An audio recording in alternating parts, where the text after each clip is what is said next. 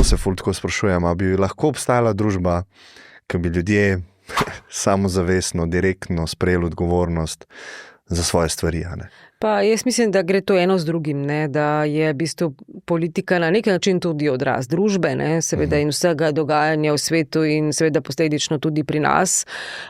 Dejstvo je to, da ta nivo politike pada v zadnjih letih, desetletjih, v smislu tega, da ne vem, vstopajo v politiko neki ljudje, ki mogoče tam ne bi smeli biti, ne? Oziroma se mi zdi, da vseeno, sama se spomnim kot mlada novinarka, je vendarle bil nekak višji nivo tudi Diskurza. v politiki in nasplošno, ne, ja, diskurza in nasplošno, bomo rekli, kadrovsko, ne, je to vseeno so bili v politiki bolj ljudje, ki bi rekli, da so bili neki strokovnjaki ali kakorkoli uspešni na nekih svojih področjih, danes pa se mi zdi, da jih iščejo po koti, kdorkoli bi si želel vstopiti v politiko.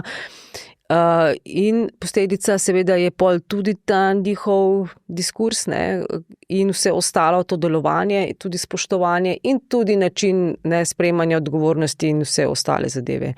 Jaz mislim, da smo bili na višjem nivoju pred, ne vem, 10, 15 leti, kot smo danes, ne.